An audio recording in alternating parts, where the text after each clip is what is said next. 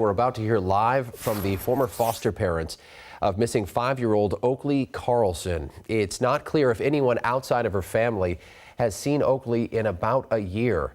Her biological parents are in a Grays Harbor County jail this morning as police now expand their search for the 5-year-old. They're searching the sprawling 300-acre property where the parents are living near Oakville in Grays Harbor County. The parents could be formally charged with manslaughter as soon as this morning.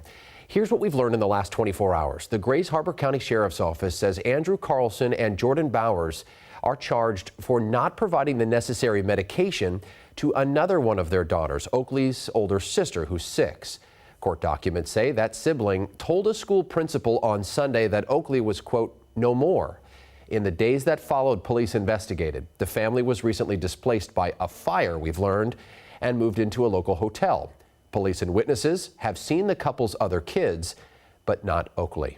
The parents initially told authorities Oakley was staying with grandparents, but her grandparents say they haven't seen Oakley since December of last year. Now the parents say this is the last time they've seen Oakley. That was November 30th. Last night, the community of Oakville held a vigil for Oakley. Her former foster parents say they want the Department of Children, Youth, and Families to be held accountable. And the foster mother of those two, Jo Hiles, is joining us now live this morning on King 5 Mornings. This just must be heartbreaking, really. How are you? I'm good. Thank you so much for having me. I'm so glad you're with us this morning. We want to clear up a few things about this case, which is now really just coming to light in a lot of ways. Can you tell us about the circumstances of this foster care situation? So Oakley came to us in August of 2017, and we had her until November of 2019. Throughout that time that we had her, there were multiple red flags. So there were times that I would contact CPS and say, hey, I'm concerned about this. And they would kind of say, well, we'll investigate it. We'll look into it. And even after she did go back, there were times that I would hear something in the community and I would reach out and say, I'm concerned about this. And I don't know if I never had any follow-up, which I'm not necessarily expecting there to be follow-up, but I'm just disappointed that the times that I did follow up, that there still was no kind of resolution to this. And this probably could have been avoided. What can you tell us about why Oakley was put back into the custody of those two? What did the state tell you about why they may have been given a second chance or whether they deserved it? I don't know 100% as to what the state standards necessarily are. I just know in our case, once those parents started to get their acts together and be clean and show that they could, I guess, be fit parents, that just checked all of a sudden those boxes, even if it was a very fast decision to return Oakley and her siblings. Did you feel that it was appropriate to give Oakley back? No, and even if, so we were told in October of 2019 that she would be returning. She, at that point, hadn't had a full overnight visit yet.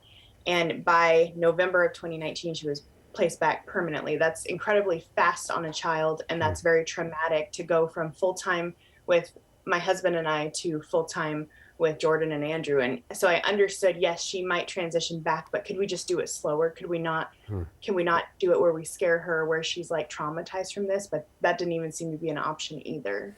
And we have asked the state Department of Children, Youth and Families about this. They have not commented to us specifically on this case. Overnight, we also learned that this couple was charged with abandonment of Oakley's older sister. What kind of warning signs have you seen in regards to that? I personally don't know, since I didn't foster her older sister. Okay. But I feel that sounds pretty much right in line. That sounds pretty much right in line with the neglect. And honestly, it's sad to say that I am not surprised. Why do you say that? I think just because when we had Oakley, there were some red flags that I noticed with parenting. And when I would bring it up, it was just kind of they're trying their best. They're trying to do everything that they can. But I just know that if I was doing the best that I could as a foster parent, it wouldn't have been sufficient. What do you want to say, I suppose, to the state, which clearly had a role here to play. Is there a message, or should there be some other guidelines they should be following? What needs to change specifically in this case? So what I'd like to just say is that, first off, I'm really angry and disappointed. Every day since this has started to happen, I have just grown more bitter and sad, especially reading more of the news reports and documents that have come out. I'm just sick to my stomach about it. And most of our family is too. Like, I can't tell you how many family members have been like, how could this ever happen? I think they need to completely reform. I think that they need to completely change how they're working from the ground up. And that just means that you're going to have to do more checks. You're going to have to spend more time following up on children, making sure that they're safe in the homes that you just return them to. You're going to have to not necessarily just look at a child and see, okay, yes, they're in the room. You're going to have to go look over at them and have private interviews with them and make sure, are they safe? Because you never know what that child is being told, what they can and can't talk about. Maybe they're being told to say, yeah, I'm fine. But like, I just, something was completely dropped here, and it needs to be changed completely. Clearly. So many details in this case, and we saw your community of Oakville come together last night in a vigil. So many things were said about Oakley. What was she like? Oh my gosh, she was so fun. She loved to sing, loved to dance. I was watching some videos yesterday of her just grooving to Barbara Ann by the Beach Boys. That was her favorite song to dance to. She just was a funny kid. Like, she would just say funny things, and just all around just a complete blessing to us. Jo Hiles, the former foster parent of young Oakley Carlson, who is still missing as we speak this morning, the search intensifying for her. We hope that you stay with us throughout this search and throughout this process. There's so much more to learn. Thanks so much for your time. Thank you. Okay, be well.